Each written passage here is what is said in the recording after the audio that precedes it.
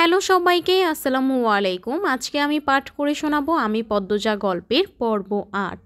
আলো ফোটার পূর্বে নিদ্রা ত্যাগ করে 4 মা মেয়ে একসাথে নামাজ পড়লো। এরপর বারান্দায় শীতল পাটি বিছিয়ে 3 বোন পড়তে বসলো।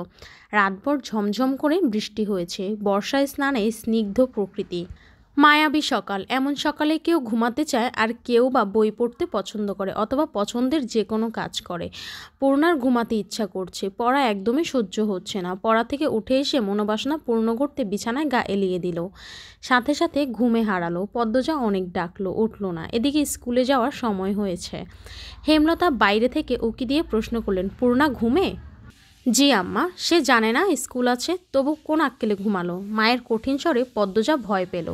পূর্ণার নির্ঘাত মার খাবে আজ। সে হেমলতাকে আশ্বস্ত করতে বলল, তুমি যাও আম্মা, আমি কিছুক্ষণের মধ্যে তৈরি হয়ে যাব, আর সাথে পূর্ণাকেও নিয়ে যাব আমার সাথে। হেমলতা জানেন পূর্ণা এত সহজে ঘুম থেকে উঠবে না। অহরহ এমন হয়ে আসছে। যত আদর করে ডাকা হোক না কেন, বৃষ্টিমাখা সকালে তার ঘুম ছুটানো যায় না। বাঁশের কঞ্চি পূর্ণা খুব ভয় পায়। কঞ্চির বাড়ি না খাওয়া অবধি ঘুম পূর্ণাকে কিছুতেই ছাড়বে না। এ যেন ভূত ছাড়ানোর মতো। হেমলতা বাঁশের কঞ্চি আনতে যান। এদিকে পদ্মজা ডেকেই যাচ্ছে, পূর্ণা ওঠ, মাঠটা খাওয়ার আগে ওঠ। এই পূর্ণা, পূর্ণা রে, পূর্ণা ওঠ। পূর্ণা পিটপিট করে চোখ খুলে আবার ঘুমিয়ে যাচ্ছে। প্রেমা এই ব্যাপারটা খুব উপভোগ করে। একটা মানুষ এত ডাকাডাকি তো কী করে না জেগে থাকতে পারে?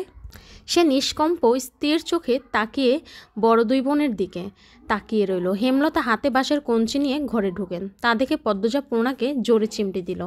পূর্ণা মুখে বিরক্তির আওয়াজ তুলে আবার ঘুমে তলিয়ে গেল। তুই সর পদ্ম, ও মারের যোগ্য, পিটিয়ে ওর ঘুম ছুটাতে হবে। পদ্মজা মায়ের উপর কিছু বলার সাহস পেল না, দূরে গিয়ে দাঁড়ালো। হেমলতা পূর্ণার পায়ের গোড়ালিতে বাড়ি দেন। প্যাচ করে আওয়াজ হয়। পদ্মজা ভয়ে চোখ বুজে ফেলল। পা ছিঁড়ে গেছে বোধহয়। ঘুমন্ত পূর্ণার মস্তিষ্ক জানান দেয় আম্মা আসছেন এবং তিনি আঘাত করছেন। সে চোখ খোলার আগে দ্রুত উঠে বসলো। চোখ খুলতে খুলতে যদি দেরি হয়ে যায়। এরপর চোখ খুলল। বোকাশোকা মুখ করে মায়ের দিকে তাকালো পরিস্থিতি বুঝতে। পদ্মজা ঠোঁট টিপে হাসছে। প্রেমা জোরে হেসে উঠল। হেমলতা তীক্ষ্ণ চোখে তাকাতেই হাসি থামিয়ে দিল। পূর্ণা ভীতু কণ্ঠে বলল, আর হবে না আম্মা, সে তো প্রতিদিনই বলিস। এমন সময় ঘন মেঘ আকাশ ছেয়ে গেল। পূর্ণা প্রেমা মনে মনে খুশি হলো। আজ আর স্কুলে যেতে হবে না। বাড়ি থেকে 2 ক্রোশ দূরে স্কুল। আম্মা নিশ্চয়ই যেতে না করবেন। পূর্ণা খুশি লুকিয়ে প্রশ্ন করল, আম্মা মেঘ আসবে মনে হয়, যাবো স্কুলে? মেঘ করলে তোর কি, তুই স্কুলে যাবে। হেমলতা চলে যেতেই পূর্ণা ব্রু কুচকান, থ মেরে বসে রইল। পদ্মজা তাড়া দিল, বসে আছিস কেন, জলদি কর, নয়তো আবার পিটানি খাবি। পূর্ণা বিরক্তি নিয়ে তৈরি হলো। 3 বোন স্কুলের দিকে রওনা দিল। বর্ষাকাল চলছে। রাতে বিরতিবিহীন বৃষ্টি হয়েছে। রাস্তায় প্রচুর কাদা জমেছে। পথ চলা কষ্টকর। 3 বোন হাতে জুতা নিয়ে পা টিপে হাঁটছে। পিছলে পড়ে বই খাতা নষ্ট করার ভয় কাজ করছে মনে। অর্ধেক পথ যেতে না যেতে আকাশ ভেঙে বৃষ্টি নামলো। পদ্মজা পথের পাশ থেকে বড় কচু পাতা ছিঁড়ে নিল 3টা। 3 বোন কচু পাতায় মাথা আড়াল করলো, কিন্তু দেহ ও বই খাতা আড়াল করা গেল না। ভিজে একাকার হয়ে যাচ্ছে। পূর্ণা বিরক্ত প্রকাশ করলো, ধ্যাত, ভিজে স্কুলে গিয়ে লাভ কি আপা? দেখ পায়জামা হাঁটু অবধি কাদা, আর বৃষ্টির পানি দিয়ে কি হয়েছে। পদ্মজা চিন্তিত ভঙ্গিতে বলল, বুঝতে পারছি না কি করব, স্কুলে যাব নাকি বাড়ি ফিরব। আপা বাড়ি যাই, বলল প্রেমা। পদ্মজা ভাবল। এরপর 2 বোনকে বলল, ভিজে তো কতবারই গেলাম, আজও যাই, সমস্যা কি? অজ্ঞতায় স্কুলে যেতেই হলো। স্কুল ছুটির আগেও বৃষ্টি পুরোপুরি থামেনি। তখন গুড়ি গুড়ি বৃষ্টি পড়ছিল। বৃষ্টিতে ভিজে ভিজে বাড়ি ফেরার পথ ধরল 2 বোন। প্রেমার 1 ঘন্টা আগে ছুটি হয়েছে। পদ্মজা নিচু কণ্ঠে জিজ্ঞাসা করলো, আব্বা আসছিল স্কুলে? আসছিল, প্রেমারে নিয়ে গেছে। তোর সাথেও তো দেখা করলো। পদ্মজার গলাটা করুণ শোনালো। পূর্ণার মন খারাপ হয়। আব্বা কেন তার এত ভালো আপাকে ভালোবাসে না। পূর্ণা পড়ে যাবে, সাবধানে হাঁট। পদ্মজা সাবধান বাণী দিতে দিতে পূর্ণা ধপাস করে কাদামাটিতে পড়ল। পদ্মজা আটকে উঠল। পূর্ণার পা নিমিষে ব্যথায় টনটন করে ওঠে। পদ্মজা পূর্ণাকে তোলার চেষ্টা করে। পদ্মজাকে আঁকড়ে ধরেও উঠতে পারছে না পূর্ণা। কাঁদো কাঁদো হয়ে পদ্মজাকে বলল, আপা, আপা, পা ভেঙে গেল মনে হয়। কি ব্যথা করছে? মচকেছে বোধ হয়। ঠিক হয়ে যাবে, ওঠার চেষ্টা কর, আমার গলা ধরে চেষ্টা কর। গ্রামের পথ, গুড়ি গুড়ি বৃষ্টি, পথে কেউ নেই। গৃহস্থরা ভাত ঘুম দিয়েছে। সামনে বিলে জল থই থই করছে, তার পাশে ক্ষেত, ডানে বামে কাদামাটির পথ, পিছনে ঝোপঝাড়। পদ্মজা সাহায্য করার মতো আশেপাশে কাউকে দেখতে পেল না। পূর্ণা পা সোজা করার শক্তি পাচ্ছে না, পায়ে প্রচণ্ড ব্যথা, ঠোঁট কামড়ে কাঁদছে সে। পদ্মজা না পারছে পূর্ণাকে তুলতে, না পারছে পূর্ণার কান্না সহ্য করতে। সে মনে মনে আল্লাহর কাছে সান্ত্বনা এবং সাহায্য প্রার্থনা করছিল। পদ্মজার উৎসাহে পূর্ণা মনকে শক্ত করে পায়ের পাতা মাটিতে ফেলল। সাথে সাথে শরীরে ব্যথার বিজলি চমকালো। আপারে, পারছি না, আমার পা শেষ, মরে যাব আমি। এসব বলিস না, পায়ের ব্যথা কেউ মরে না। আহত পা ফুলে 2 ইঞ্চি উঁচু হয়ে গেছে। তা দেখে আতঙ্কে পদ্মজার চোখ মুখ নীল হয়ে গেল। তার কান্না পাচ্ছে খুব। পদ্মজা পূর্ণার পায়ে আলতো করে চাপ দিতে পূর্ণা চেঁচিয়ে উঠল, একটু সাবধানে হাঁটলে কি হতো। ইস, এখন কি কষ্টটা হচ্ছে। আপা, পা ব্যথা খেয়ে নিচ্ছে। পদ্মজা খুব কাছে পায়ের শব্দ পেল। চকিতে চোখ তুলে ক্ষেতের দিকে তাকালো। মুহূর্তে ঠোঁটে হাসি ফুটল। সে পূর্ণাকে বলল, পূর্ণা রে, আম্মা আসছে। হেমলতাকে দেখে পূর্ণা কলিজায় পানি পেল। মনে হলো মাকে দেখে ব্যথা অনেকটা কমে গেছে। হেমলতা ছুটে আসেন, পূর্ণার মাথায় হাত বুলিয়ে বলেন, কিছু হয়নি, এসব সামান্য ব্যাপার। এরপর পদ্মজাকে বললেন, তুই বইগুলো নে। হেমলতা এদিকে সেলাই করা কাপড় দিতে এসেছিলেন। যার কাপড় ছিল সে অসুস্থ, তাই যেতে পারছিল না। বাড়িতেও কোনো কাজে মন টিকছিল না, তাই ছাতা নিয়ে বেরিয়ে পড়েন। ঘরে চুপচাপ বসে থাকার চেয়ে একটা মানুষকে সাহায্য করা ভালো। ফেরার পথে তিনি দূর থেকে দেখতে পেলেন 2টো মেয়েকে। একটা মেয়ে পথে বসে আছে, আরেকটা মেয়ে পাশে। বিপর্যস্ত অবস্থা তাদের। মেয়ে দুটোকে চিনতে পেরে বুক কেঁপে উঠল। পথ দিয়ে আসলে দেরি হবে, তাই তিনি ক্ষেতের পথ ধরেন। পূর্ণা ব্যথায় যেন নিঃশ্বাস নেওয়ার শক্তি পাচ্ছে না। একটা ভ্যান পাওয়া গেলে খুব উপকার হতো। 2 মিনিটের মাথায় ভ্যানের দেখা মিলল। অনেক দূরে ভ্যানের অবস্থান। ভ্যানের চিত্রা, লিখনসহ আরও 2 জন। তারা মাতবর বাড়িতে গিয়েছিল। যখন কাছাকাছি ভ্যানের অবস্থান, তখন চিত্রা, পদ্মজা আর তার মা বোনকে দেখল। উদ্বিগ্ন হয়ে ভ্যান থামাতে বলল। লিখনের নজরে ব্যাপারটা আসতে সে তাড়াহুড়া করে ভ্যান থেকে নামলো। চিত্রা আগে আগে এগিয়ে আসে, চোখে মুখে আতঙ্ক নিয়ে বলল, পূর্ণার কি হয়েছে? পদ্মজা বলল, কাদায় পড়ে পা মচকেছে।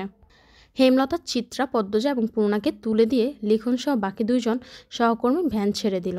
তারা হেঁটে ফিরবে। পা ব্যথা অনেকটা কম লাগছে। 2টো বালিশের উপর পা রাখা।